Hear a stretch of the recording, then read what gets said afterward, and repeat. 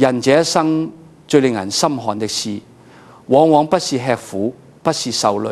也不是一時的失敗，而是你明明對別人很好，最後換來的卻不是尊重，而是輕視。你幫得越多，對方越覺得理所當然；你讓得越久，對方越覺得你好拿捏。你一次次顧全大局，最後卻變成別人眼中那個可以隨便開口、隨便要求、隨便消耗的人。很多人到中年才慢慢明白，這世上最可怕的不是別人不喜歡你，而是別人早已習慣不尊重你，而你自己卻還以為那叫做善良。我年輕的時候家境並不好，很早就知道人在現實裏活着，不只要勤奮，也要懂得分寸。你若什麼都答應，什麼都忍耐，什麼都替別人想，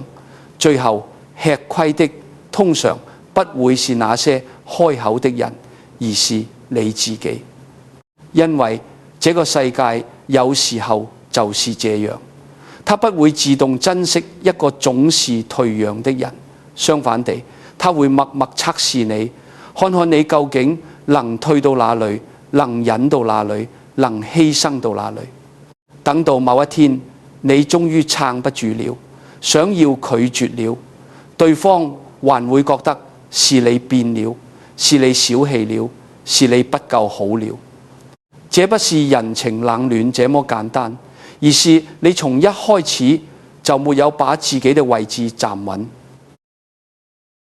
很多人活得很累，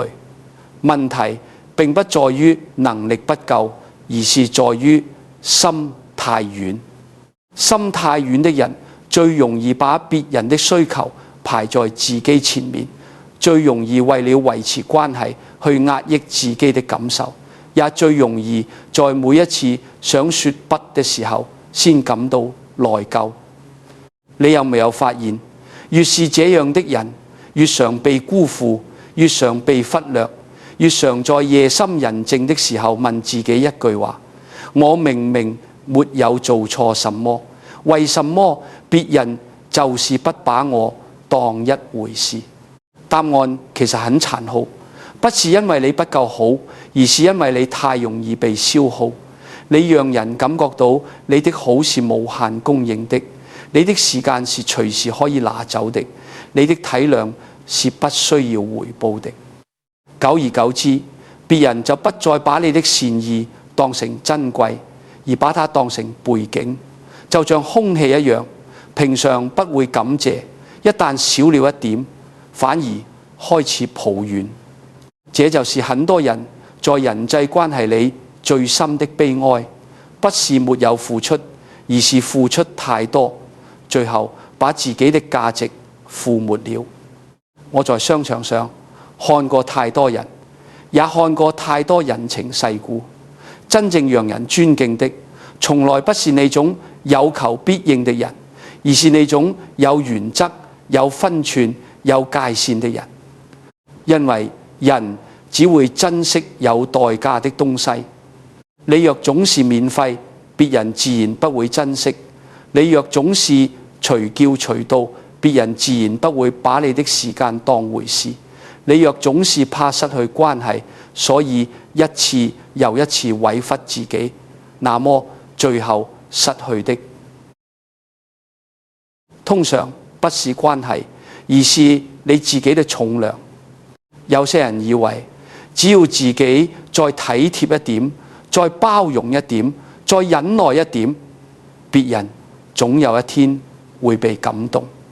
這種想法很美，但往往不符合現實，因為不是每個人都會因為你的善良而反省自己。有些人只會因為你的退讓而更加得寸進尺。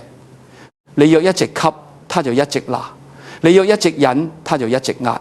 你若一直怕衝突，他就越來越不把你的感受放在眼裏。這不是你倒霉，而是人性本來就會試探邊界。你沒有邊界，別人就不會替你設邊界。所以一個人要活得有尊嚴，第一件事不是學會討好，不是學會表現，不是學會取悅誰，而是先學會認清一件事：你的善良若沒有原則，就很容易變成別人利用你的理由。這句話也許很多人聽了會難過，但它很真。人到了一定年紀，最該學會的不是再多付出一點，而是知道哪些人值得，哪些事不必，哪些關係一旦讓你長期感到疲憊，就該重新調整距離。我並不是說人應該冷漠，應該自私，應該處處放人。我只是想告訴你，真正成熟的人不會讓自己的善意失去重量。你可以幫助別人，但不能幫到讓自己失去分寸。你可以顧念情分，但不能顧到連自己的底線都沒了。你可以保持溫和，但不能溫和到誰都能踩你一腳。這中間的差別看起來很細微，實際上決定了別人如何看待你，也決定了你將來過的是一種有骨氣的人生，還是一種總在忍讓中耗損自己的人生。我年輕時很早就明白，資源有限，時間有限，心力有限。你若不懂得保留，最後就只會剩下疲憊。很多人不是不努力，而是把太多精力花在不值得的人和事上。他們怕拒絕，怕被誤解，怕關係變差，怕自己看起來不夠厚道。可是你仔細想一想，一段需要你不斷委屈自己才能維持的關係，真的算得上健康嗎？一種總要你犧牲尊嚴才能換取和平的相處，真的值得你長久維繫嗎？很多時候，你以為自己是在維護關係，其實你只是在延後問題爆發的時間而已。真正穩固的人際關係，從來不是靠一方無止境的退讓換來的，而是靠彼此知道分寸建立起來的。你退一步，我敬你一分；你有原則，我反而不敢隨便越界。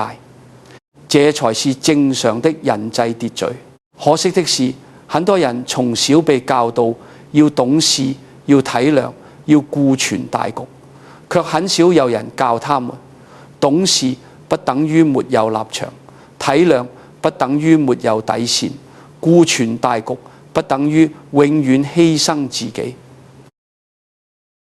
於是有些人一輩子都在做那個大家口中的好人，最後卻活成了最委屈的人。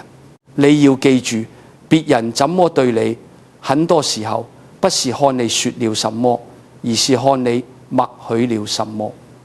你默許別人隨便打擾你的時間，他就會越來越不顧慮；你默許別人忽視你的感受，他就會越來越理直氣壯；你默許別人把你的付出當成應該，他就會越來越忘記感謝。這世上有很多不公平，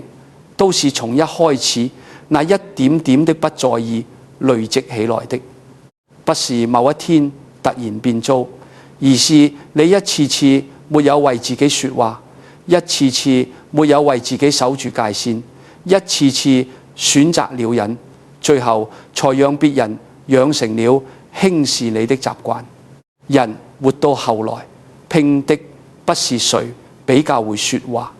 而是誰比較穩，誰比較清楚自己是誰，誰比較知道什麼能給，什麼不能給。當你開始珍惜自己的時間，開始看重自己的心力，開始不再為了討好別人而消耗自己，你整個人的氣場就會變。那不是故作高冷，也不是變得難相處，而是一種沉穩的自重。當你先尊重自己的邊界，別人才會開始尊重你的存在。我想告訴你的是，這一生你可以善良，但不要毫無保留；你可以厚道，但不要沒有原則；你可以幫人，但不要幫到，最後把自己活成一個誰都可以使喚的人。因為真正有分量的人，不是從不吃虧，而是吃過虧之後，終於學會不再隨便讓人越界。當你明白這一點，你的人生才會慢慢從委屈走向清醒，從討好走向穩重，從被輕視走向被尊敬。這不是心機，這是成熟；這不是變壞，這是終於懂得什麼叫做保住自己的人格與身價。很多人之所以在人際關係裏慢慢失去分量，不是因為他們做錯了什麼大事，而是因為他們在小事上太不敢拒絕。別人請他幫個忙，他心裏明明不方便，嘴上卻還是先說一句我看看喎。別人提出一個讓他為難的要求，他明明已經很累了，卻還是急住解釋，不是我不想幫你，只是我最近真的很忙，家裏也有事，而且我這幾天狀態不太好。說得越多，心裏越不安，講得越細，越怕對方不高興。最後一句原本可以簡單說完的拒絕，被他說成了像是在求對方體諒一樣。這是很多善良的人最容易犯的錯。你以為自己解釋得夠多，別人就會明白你的難處；你以為自己說得夠委婉，別人就不會受傷；你以為自己把前因後果交代清楚，對方就會尊重你的決定。可現實往往不是這樣，你越解釋，越容易讓對方覺得你的拒絕不是決定，而是情緒，是暫時的，是還有討價還價空間的。對方一旦察覺到你心虛，就會順勢再往前一步，開始說服你、施壓你、消耗你。最後你明明是想保護自己，卻因為那一長串的解釋，把自己的立場弄得越來越弱。人和人之間，很多時候不是你說了什麼決定別人怎麼看你，而是你說話時的姿態決定了別人會不會把你當回事。當你拒絕一件事時，如果語氣裏充滿了討好、補償和不安，對方接收到的信號不是這是我的界線，而是只要你再推一下，我可能會改變。所以有些人總覺得，為什麼自己明明已經很客氣了，別人還是步步進逼？不是因為你不夠客氣，而是因為你太怕讓人不舒服，於是把自己的界線說得像一張可以反覆折疊的紙，誰都看得出來，它其實不夠硬。我很早就知道，在這個世界上，很多資源之所以被珍惜，是因為他們稀少；很多決定之所以被尊重，是因為他們清楚。一個人若連一句簡單的不方便、不適合、我不參與都說不出口，他就很難保住自己的時間，也很難保住自己的分寸。因為凡是需要你花很長時間去辯解的拒絕，最後大多數都會變成一種被逼的妥協。你以為你是在溝通，實際上你是在把自己的主導權一點一點交出去。有些人拒絕別人時，最常講的一句話是不好意思。這句話本身沒有錯，錯的是很多人把它用成了一種習慣性的自我矮化。明明是對方提出了越界的要求，明明是對方把麻煩拋給了你，結果你卻從一開始就先道歉，好像是你做了什麼對不起他的事。久而久之，你會發現一件很微妙的事，明明你沒有虧欠誰，卻總是在拒絕別人的時候充滿罪惡感。這樣的狀態一旦養成，你在人際關係裏就會越來越被動，因為你不是站在我有權決定的位置上說話，而是站在希望你不要怪我的位置上說話。這兩個位置看起來只差一點，實際上差很多。前者是一個成熟的人在管理自己的生活，後者是一個心很軟的人在乞求別人的諒解。你說別人會更尊重哪一種人？答案其實很清楚，這個世界不一定偏愛強勢的人，但他一定會測試沒有界線的人。你若每次都把拒絕說得模糊又漫長，別人就會慢慢學會不必太在乎你的感受，反正只要多講幾句，你最後多半還是會答應。所以真正有分量的人，不是從不拒絕，而是懂得讓自己的拒絕簡潔、穩定，不帶情緒。拒絕不是傷人，模糊才容易傷人，因為模糊會讓對方抱着期待，會讓彼此在猜測裏消耗，也會讓你自己在內疚和為難之間反覆拉扯。你今天已經不想去了，卻還說我再看看。你明明幫不了了，卻還說如果可以我盡量。你根本不願意參與，卻還說也不是不行。這些話表面上很圓融，實際上最容易把自己推進難堪的局面。因為到最後，若你真的沒有做到，對方不但不感謝你的客氣，還可能埋怨你為什麼一開始不說清楚。很多人走到中年才看懂，所謂的人情世故，從來不是把每個人都哄得高高興興，而是在不失禮的前提下，清楚地表達自己的立場，這才是真正成熟。真正成熟的人不會故意讓人難堪，也不會讓自己長期為難。他會用平靜的語氣說明自己的決定，然後停在那裡，不額外補充，不反覆解釋，不急住證明自己不是壞人。因為他知道，一個真正尊重你的人，不需要你把整本人生交代給他，才願意接受你的拒絕。而一個根本不尊重你的人，就算你把所有難處都攤開來說，他也還是只會在意為什麼你沒有配合他。你要明白，拒絕別人其實是在保護你未來的秩序。今天你因為不好意思答應了一件不該答應的事，表面上是少了一次衝突，實際上是替未來埋下一個更大的麻煩。因為對方會記住的不是你這次有多勉強，而是你最後答應了，下一次他會再來，再下一次他會更直接。最後你會發現，原本只是一件小事，慢慢演變成一種慣性。別人習慣找你，別人習慣要你，別人習慣把不屬於你的責任放到你身上，而這一切往往都不是從一次重大讓步開始，而是從那些你以為算了，這次就幫罷的小時刻，一點一點累積起來的。我一直認為，一個人的價值感很大一部分藏在他對自己時間的態度裏。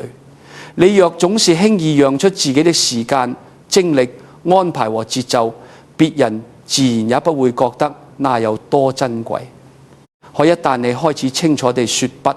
開始讓別人知道，不是每一件事你都要接，不是每一個請求你都要回應，不是每一種期待你都必須滿足，整個局面就會慢慢改變。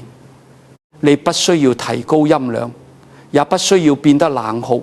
你只需要讓你的話乾淨一點，讓你的立場穩一點，讓別人知道你不是不能商量，而是你的人生不是誰都可以隨便插手。有時候人最難學會的一課，就是接受別人可能因為你的拒絕而一時不高興，可你若連這一點都承受不了，你就會為了維持短暫的和氣，犧牲長期的安穩。這樣的代價太高了。別人的情緒不該永遠由你來負責，你的界線也不該永遠為了別人的情緒而後退。很多時候，你之所以累，不是因為事情真的多到做不完，而是因為你替太多人承擔了原本不屬於你的期待。所以，從現在開始，你要練習一件事：拒絕的時候少說一點，不是無禮，而是不必多說；不是冷漠，而是不再過度解釋；不是故意疏遠，而是不再拿自己的心力去交換一段表面上的和氣。當你把一句不方便說得平靜，把一句我不參與說得穩定，把一句這件事我沒辦法說得自然，你會慢慢發現，很多原本讓你緊張的人際壓力，其實都會開始鬆動。因為當你不再急住證明自己是個好人，別人才會開始意識到你是一個有分寸、有價值、有界線的人。一個真正有尊嚴的人，不是從來不為難，而是即使心裏有壓力，也不會因此把自己的原則說散。拒絕不是失去人情，沒有分寸地答應，才是真正把自己的人生讓出去。當你學會不再對每一次拒絕都做過度說明，你就會慢慢拿回說話的重量，也慢慢拿回生活的主導權。這一步看起來很小，但它往往是改變一個人在人際關係裏地位的開始。人在關係裏受委屈的時候，最本能的反應往往不是冷靜，而是急住證明自己沒有錯。你被人冒犯了，第一時間想解釋；你被人忽視了，第一時間想質問；你被人不公平對待了，第一時間想把話說清楚。很多人以為只要自己把道理講明白，對方就會懂；只要自己把委屈說出來，對方就會收斂；只要自己表現得夠憤怒，對方就會開始尊重自己。可惜現實往往不是這樣。很多時候，你越生氣，對方越篤定你離不開這段關係；你越想討個公道，對方越知道你其實很在意他的態度。最後，真正失去主導權的人，常常不是那個做錯事的人，而是那個情緒先失控的人。這是一個很多人到後來才慢慢明白的道理。在人際關係裏，發火未必能換來尊重，反而常常暴露了你的依賴、你的在乎、你的無力。因為真正有底氣的人，不需要靠提高音量來證明自己的存在。當一個人總是被對方牽着情緒走，總是因為幾句話、幾個態度、幾次怠慢就心神不寧，對方其實很快就會看懂一件事：你表面上是在生氣，實際上是在乞求。你不是在處理問題，而是在拼命傳達一個信號：我很在乎你怎麼對我，所以你快點改變。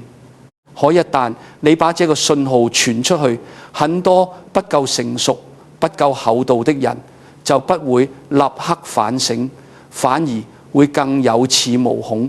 因為他知道他可以影響你。我年輕時見過很多場面，也看過很多人如何在得失、利益、關係之間露出本性。真正高明的人，從來不是逞一時口舌之快的人，而是知道什麼時候該說，什麼時候不必再說。當你發現一個人已經不珍惜你的善意，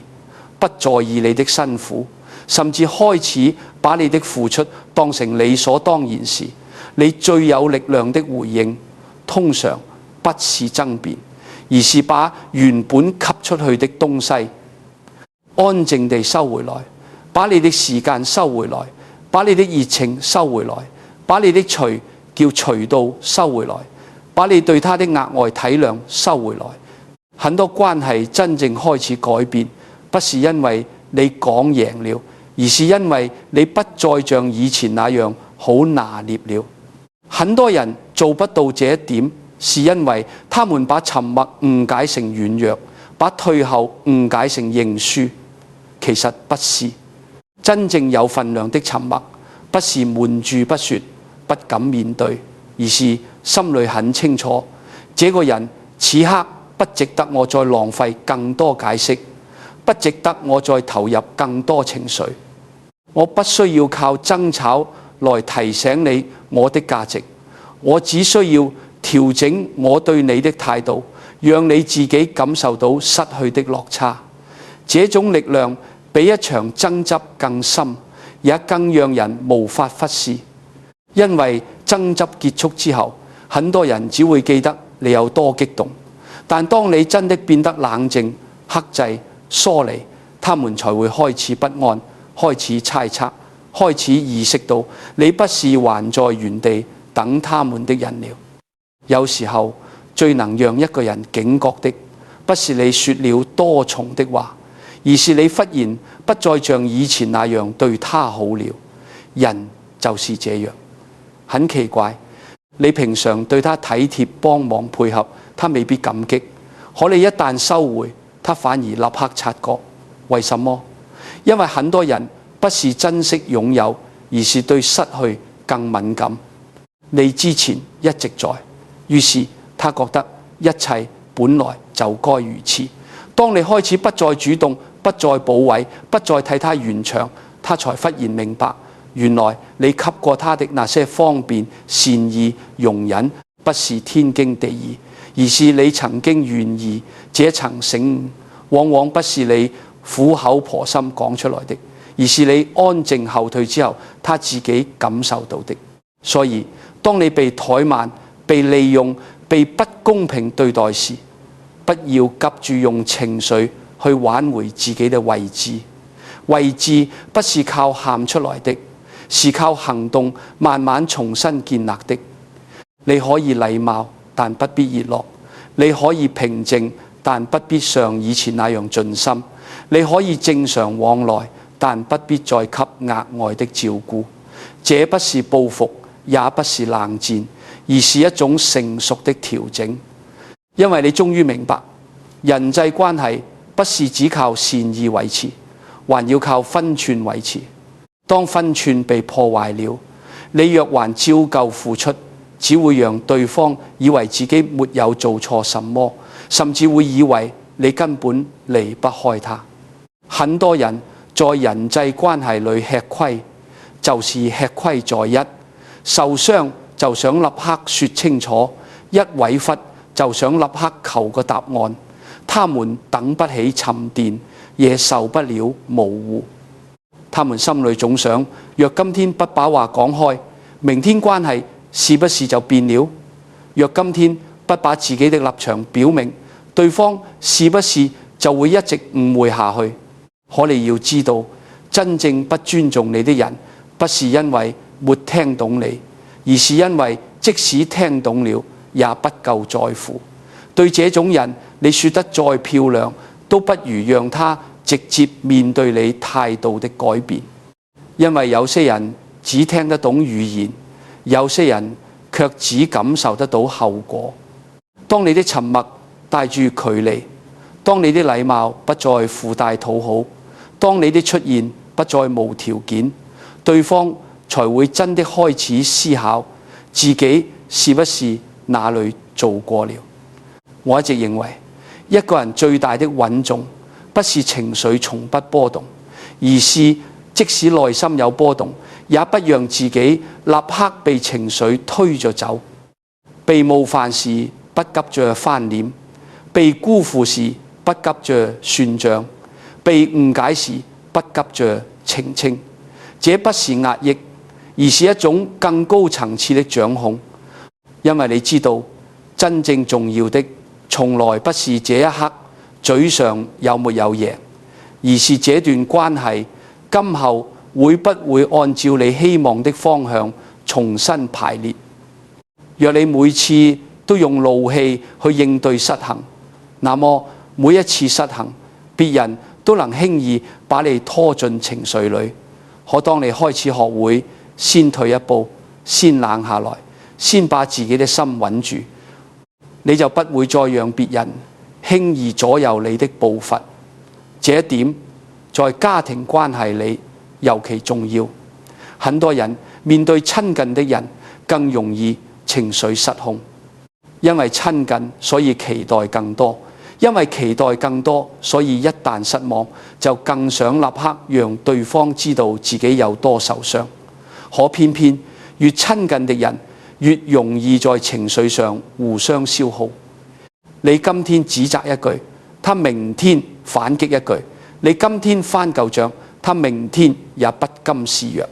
最後事情本身也許不大，卻因為雙方都急住捍衛自己，變成一場誰都不服誰的對撞。這時候若有一方能先安靜下來，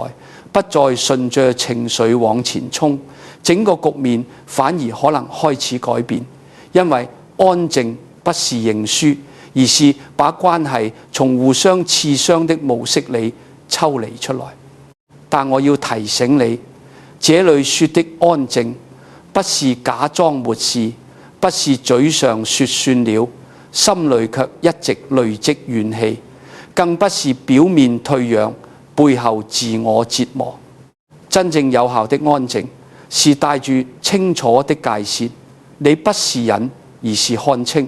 你不是吞，而是收。你看清楚這個人，目前不值得你再多講。你收回原本無條件的配合與熱情，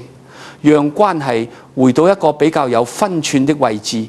這樣的安靜才有力量。否則，若只是瞞住不說，暗自難過，那不叫成熟，那只是另一種消耗自己。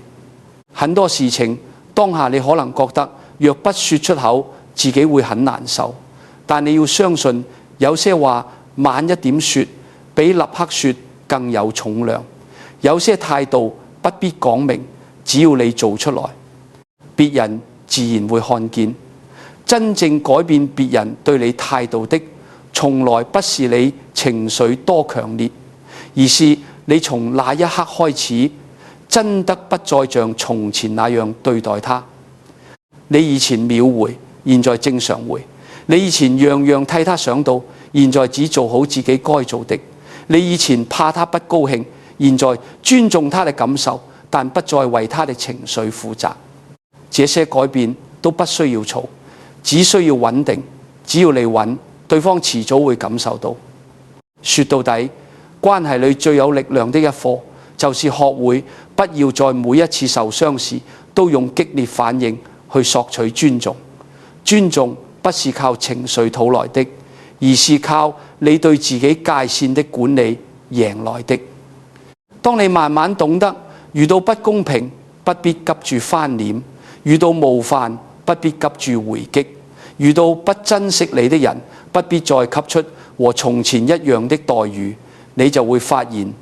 很多原本一直壓在你心上的關係開始鬆動了。因為從那一刻起，你不再把自己交到別人的態度裏去決定價值，而是開始把價值握回自己手裏。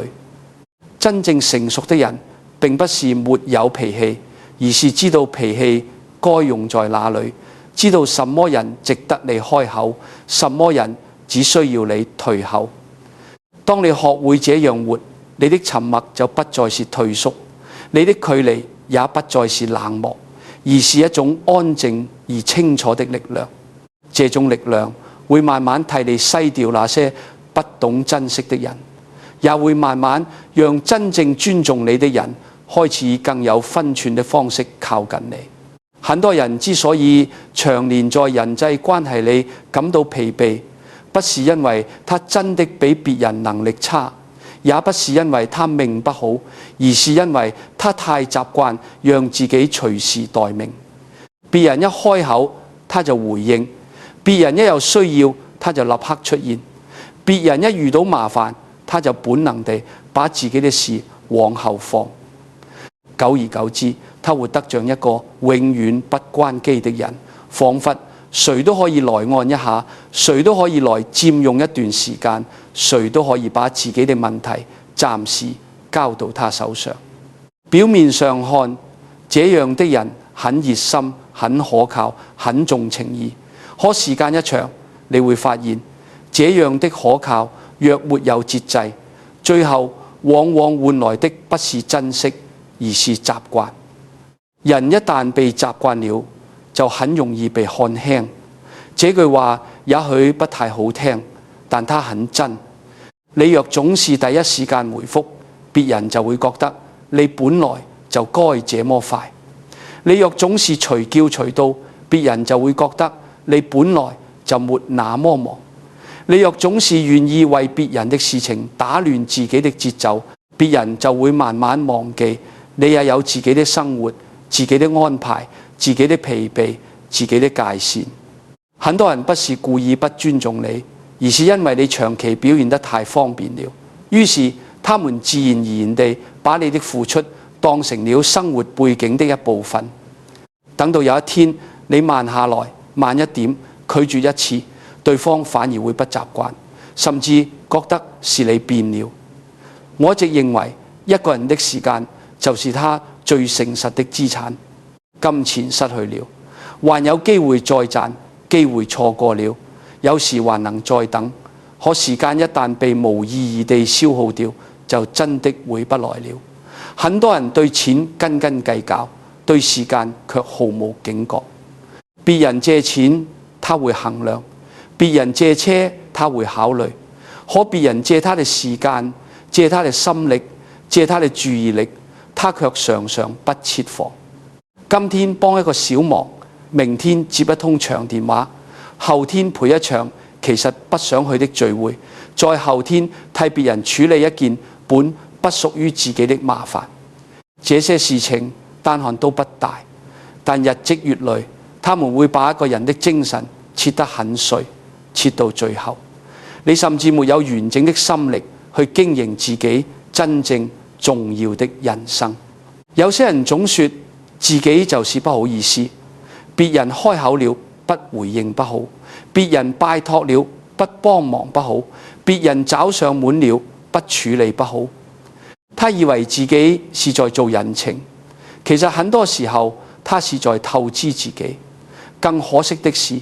當一個人長期這樣活着，他會慢慢失去一種很重要的能力，那就是安排自己人生的主動權。因為他的時間表不再由他的目標、他的價值、他的節奏來決定，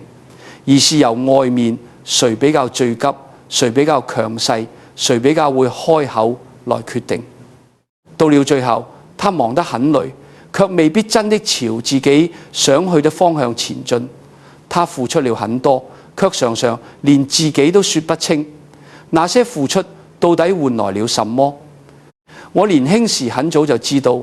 人若想真正做成一點事，就不能把自己的時間切得太碎。你若什麼都想顧，最後往往什麼都顧不好。你若誰都不想得罪，最後最容易被犧牲掉的人，通常就是你自己。這世界上凡是有重量的人，幾乎都有一個共同點，他們很清楚自己的時間該放在哪裏。他們不見得冷淡，也不見得不近人情，但他們懂得排序，懂得取捨，懂得不是每一件事都要立刻回應，不是每一個人都要隨時配合。這不是高傲，而是成熟。因為一個人若連自己的時間都守不住，就很難守住更重要的東西。很多人誤以為只要自己一直在、一直幫、一直配合，別人就會更看重自己。其實恰恰相反，當你長期沒有節制地提供可得性，別人不但不會特別感激，反而會默默調低對你的估值。因為在多數人的潛意識裏，越稀缺的東西越珍貴，越容易得到的東西越不容易被放在心上。這不是殘忍，這是很現實的人性。你若讓自己變成一個永遠有空的人，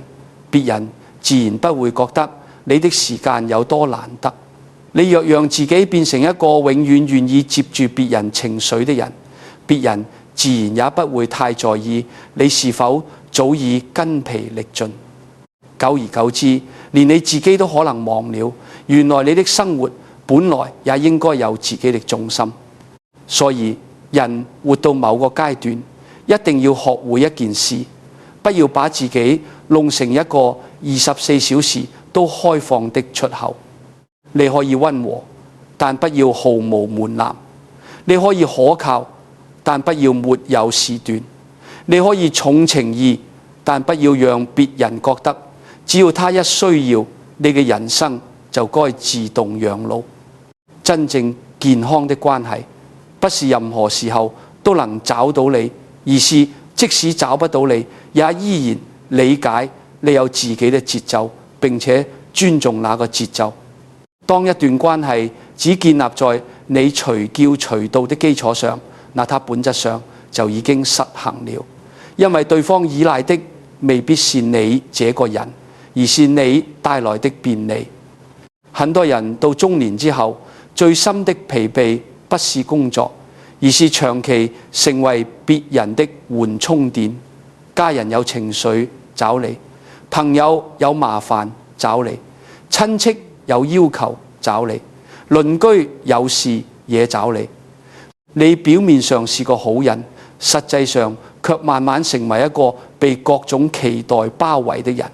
更麻煩的是，這種角色一旦形成，很難靠一次拒絕就改變，因為別人已經習慣你會接、會狂、會處理、會保衛。這是為什麼很多人後來一想要收回一點時間，就會覺得特別困難、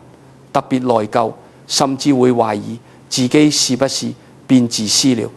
其實不是，你不是變了，你只是終於開始意識到，原來自己過去讓出了太多本該屬於自己的空間。真正成熟的人，不是突然把所有人都推開，而是開始有意識地重建自己時間的秩序。他不必大張旗鼓，也不需要刻意冷淡，他只是慢慢地，不在每一條訊息都秒回，不在每一個邀約都照單全收，不在每一次別人的臨時需要都自動排進自己的優先順序裏。他開始讓自己的節奏先存在，然後才去決定哪些人、哪些事可以進來。這樣的改變剛開始可能會讓一些人不習慣，甚至有些人會覺得你變得沒那麼好說話了。可其實你不是變得難相處，而是終於不再拿自己的生活去填補別人的空缺。你要明白，時間感一旦建立，別人對你的態度就會慢慢改變。當你不是永遠都在，別人才會提前考慮你的安排。當你不是永遠都能配合，別人才會學着尊重你的限制。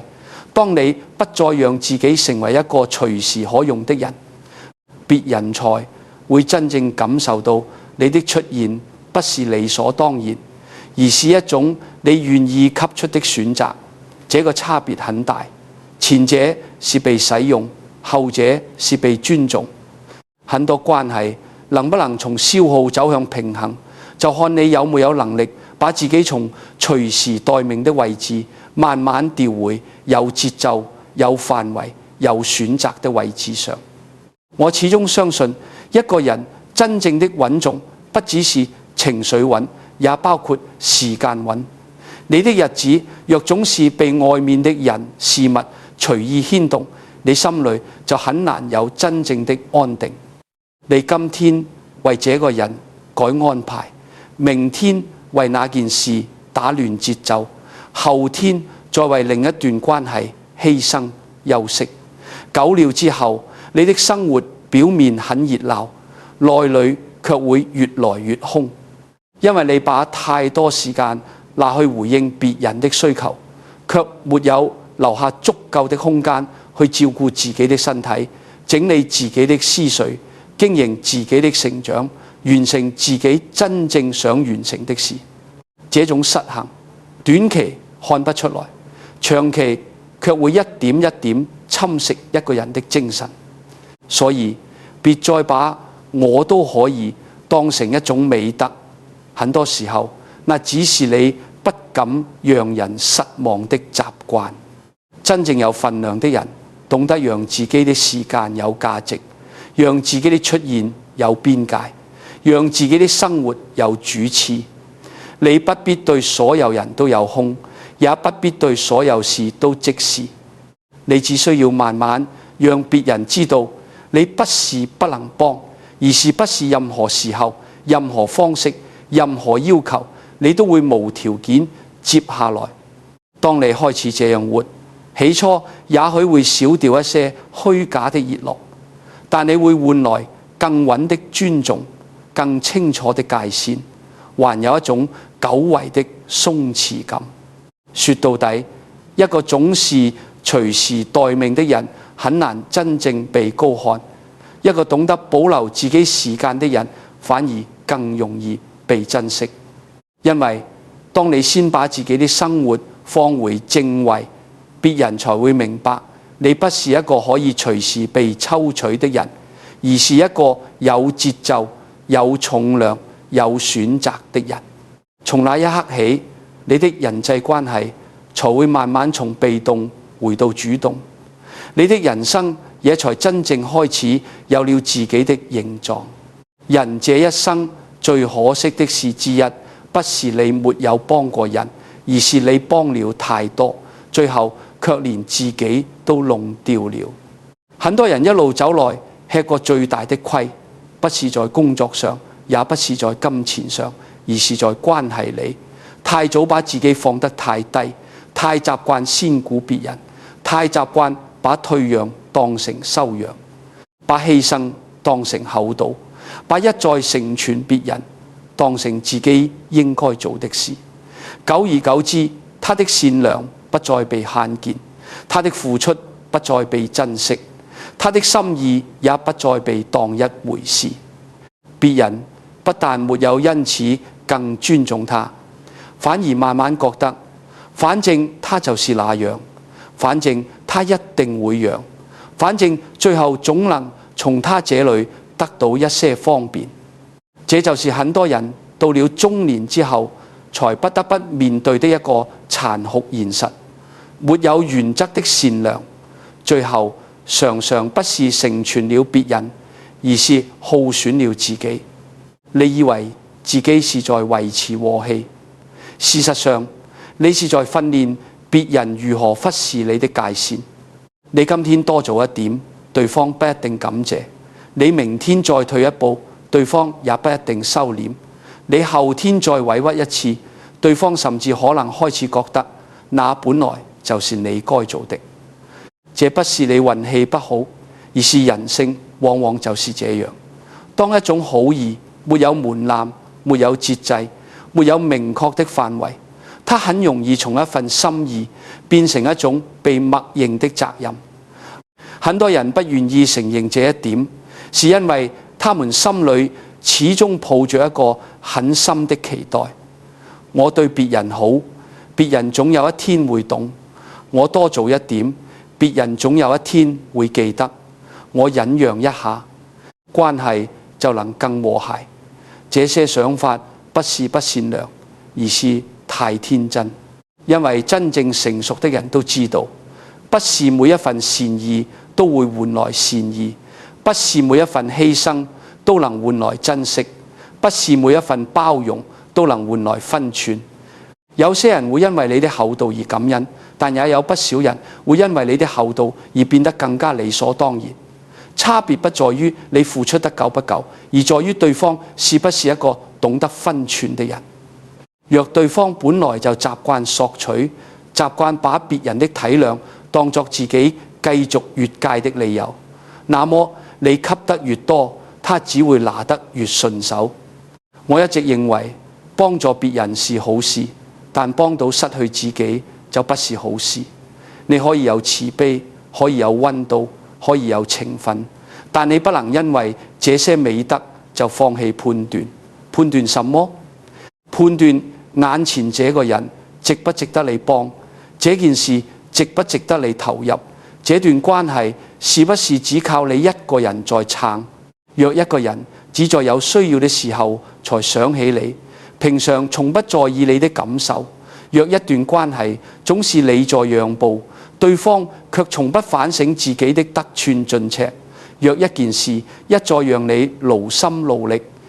最後換來的卻只是更多要求，那你就要明白，這已經不是善良不善良的問題，而是你有沒有保護自己的能力。很多人最難學會的不是怎麼幫人，而是怎麼停下來。因為停下來會有內疚，會有不安，會怕別人失望，會怕自己看起來變了。可你要知道，一個成熟的人不是永遠不停地付出，而是懂得在哪裏停止，懂得什麼叫適可而止。你若連停止都不會，別人就不會替你停止。你若總是替別人想得太多，最後就沒有人替你想。這不是抱怨，這是很多人在人際關係裏反覆經歷過的現實。也正因如此，一個人若想活得穩、活得長久、活得有尊嚴，他就必須學會讓自己的善意帶住原則，讓自己的幫助有界線，讓自己的付出有選擇。我年輕嘅時候很早就明白，資源有限，時間有限，心力更有限。你不可能幫所有人，也不應該讓所有人都來動用你的人生。表面上看，什麼都答應的人好像很有人情味，但從更深的層次看，他往往是最不懂得珍惜自己的人，因為他把自己的時間分給了太多不必要的事，把自己的情緒消耗在太多不值得的人身上，把自己的精力浪費在太多本不屬於自己的責任裏。久了之後，他表面上是個人人稱讚的好人，心裏卻越來越空，越來越累，越來越覺得自己好像怎麼做都不夠。這樣的善良看似偉大，實際上卻很容易把一個人拖進長期的委屈裏。所以真正有智慧的厚道，不是逢人就給，不是逢事就接，而是知道要把自己的善意放在值得的地方。值得不只是看對方可不可憐，更要看對方懂不懂感恩。不只是看事情急不急，更要看這件事是不是本來就該由你承擔。有些忙可以幫，是情分；有些忙不該幫，幫了反而是在破壞秩序。很多人之所以後來關係越來越失衡，就是因為一開始太想做好人，結果把原本不屬於自己的責任也接了過來。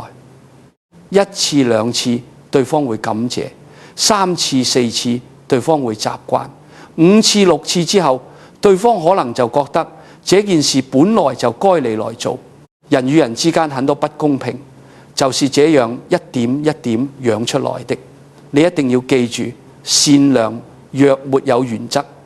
最後最受傷的通常就是那個最善良的人，因為他總是在顧別人，卻忘了顧自己；總是在保位，卻沒有人來保他；總是在成全，卻很少有人真正理解他的辛苦。他表面上是人際關係裏最穩的那個人，實際上卻常常是最壓抑、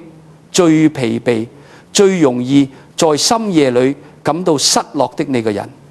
不是因為他不夠堅強，而是因為他把太多不該由自己承擔的重量也一併扛了。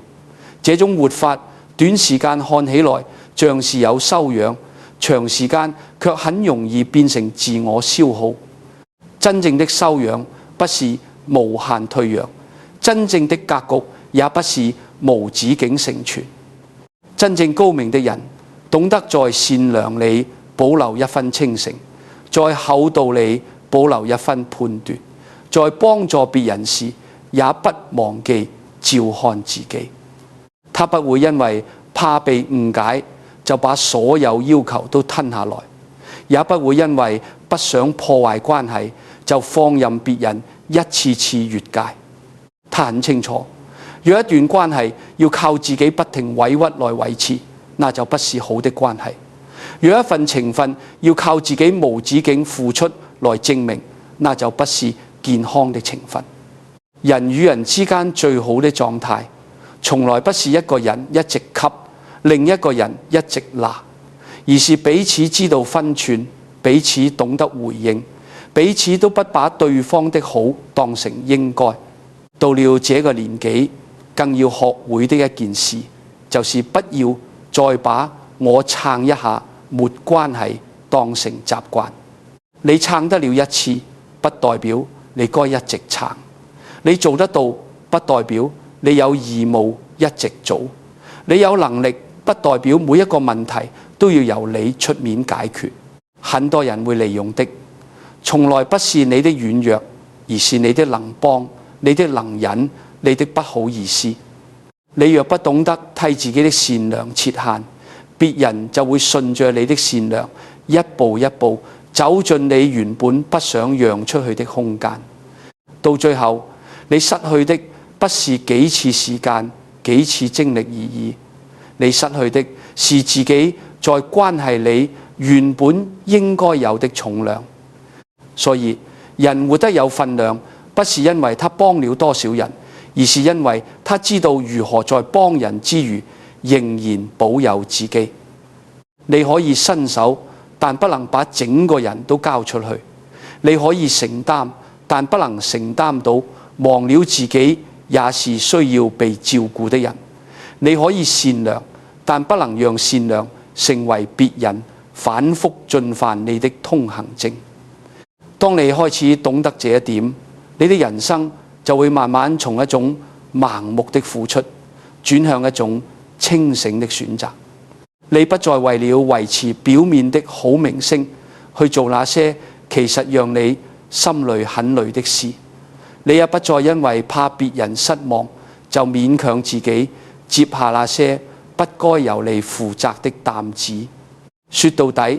幫助別人從來不是錯，錯的是你幫到最後連自己都不見了。真正有尊嚴的人不會把自己活成一個任何人都能隨意使用的工具。真正有智慧的人也不會讓自己的善意變成別人懶惰、依賴、越界的土壤。當你學會讓善良帶住原則，讓付出保有邊界，讓厚道不再等於無條件承受，你就會發現別人對你的態度會慢慢改變。因為從那刻起，你不再只是個方便的人，而是一個有分寸、有判斷、有重量的人。這樣的人才真正配得上長久的尊重。人活到最後，真正能讓你站穩的，從來不是你有多會討人喜歡，也不是你有多擅長委屈自己去維持關係，而是你終於明白什麼叫做自重，什麼叫做分寸，什麼叫做不再為了別人的眼光一再降低自己的位置。很多人年輕的時候，把被需要當成價值，把被稱讚當成安慰，把做一個隨和的人當成修養。可一路走下來，才發現，若你沒有原則，別人就不會替你設原則；若你沒有界線，別人就會一步一步踩進來；若你總是怕失去關係，最後你最容易失去的，往往是你自己。一個人真正的氣質，不是表面上的強硬，也不是說話多有氣勢，而是他有沒有一種安靜而堅定的內在秩序。這種秩序別人不一定第一眼就看得出來，但相處久了，一定感受得到。那是一種你不需要多解釋，別人也知道不能隨便越界的感覺，是一種你不需要動怒，別人也知道不能把你當作理所當然的感覺，是一種你不必刻意抬高自己，別人卻自然不敢太輕慢你的分量。很多人一直在外面找方法，想知道如何讓別人尊重自己，其實最後答案都會回到同一個地方。你有沒有先把自己放回正確的位置上？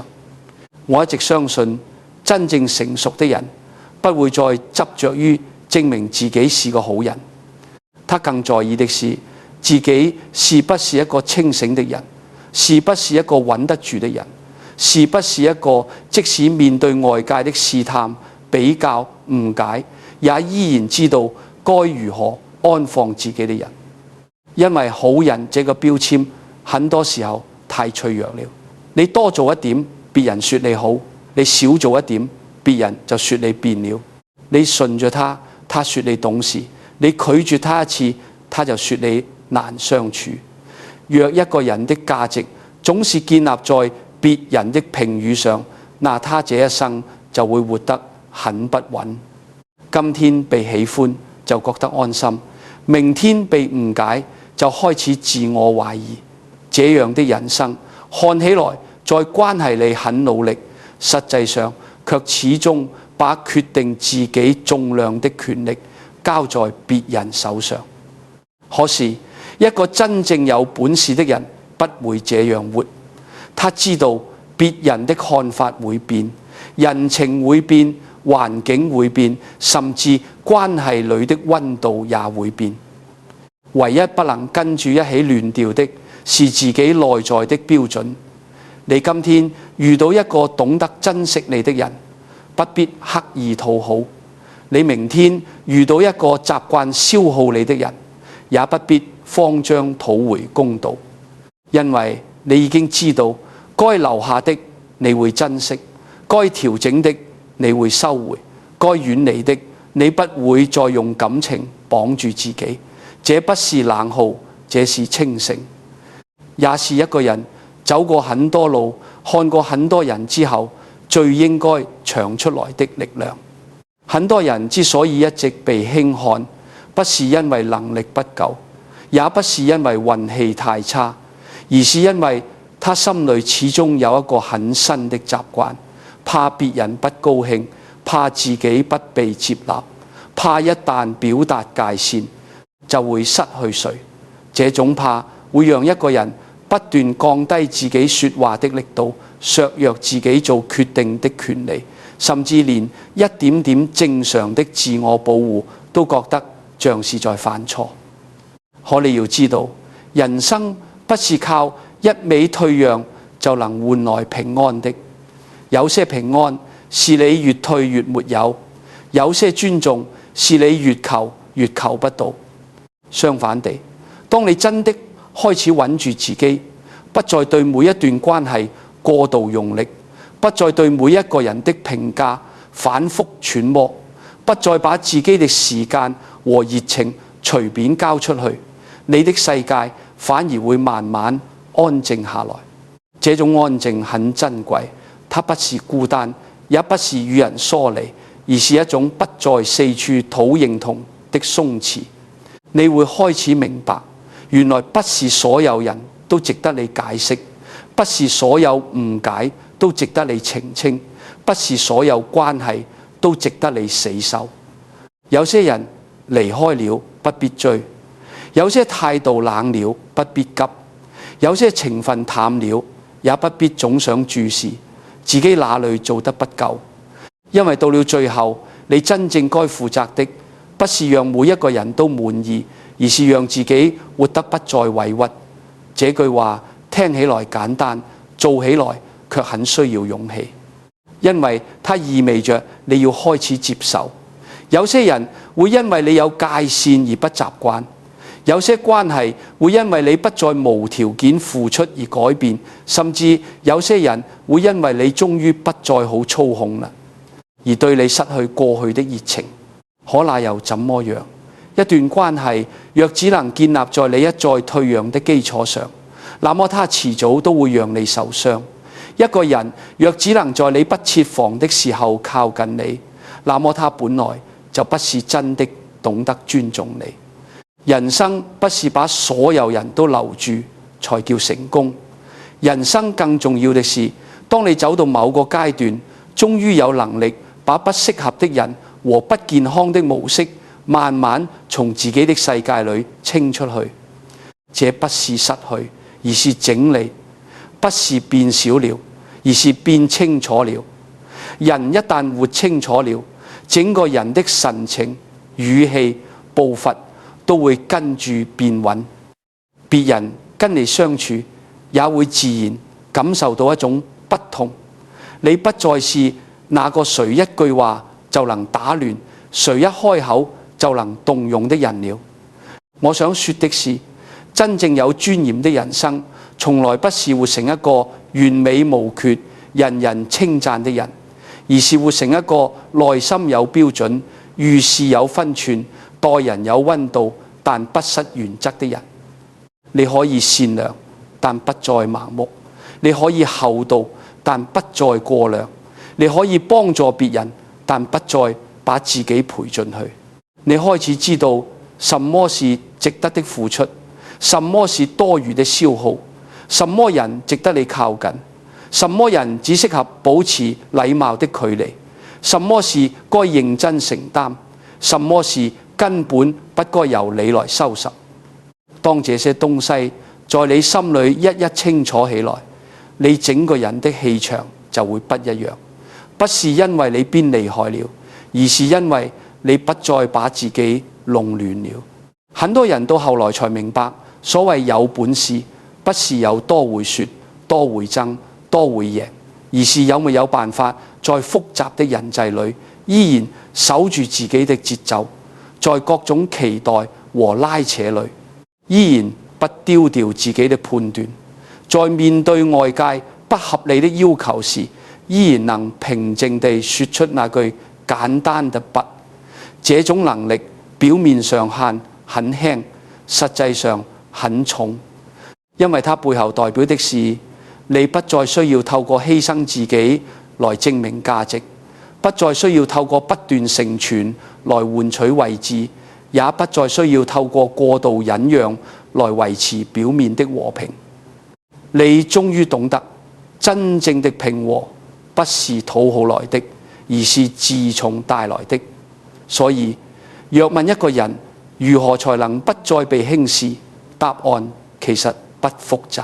不是去學更多討好人的技巧，不是把話說得更漂亮，也不是讓自己表現得更委屈、更可憐、更值得同情。真正的答案是，你先停止輕待自己，停止讓任何人的情緒凌駕於你的生活之上，停止讓任何關係的得失決定你的自我價值，停止用過度付出來證明自己是個值得被愛的人。當你不再這樣活，別人看你的方式就會慢慢變。更重要的是，你看自己的方式也會徹底改變。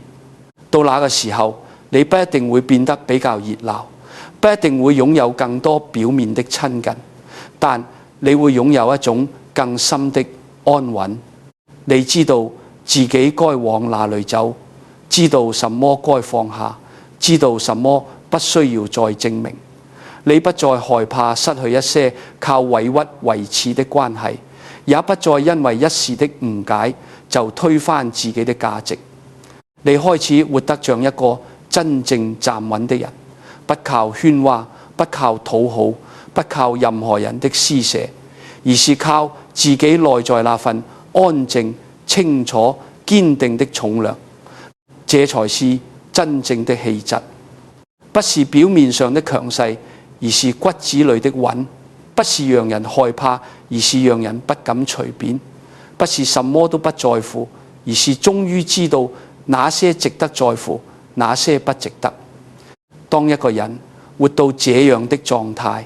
他就不需要再反覆問自己，為什麼別人不尊重我？因為從那一刻起，他的生活方式、說話方式、拒絕方式、沉默方式，都已經在替他回答這個問題。你不是要變成一個冷淡的人，而是要變成一個有分量的人。你不是要離所有人很遠，而是要讓任何人靠近你之前，都先明白你的界線。你不是要丟掉善良，而是要讓善良終於長出骨頭。當你做到這一點，你的人生就不會再只是一個很好的人生，而會是一個真正有尊嚴、有位置、有光澤的人生。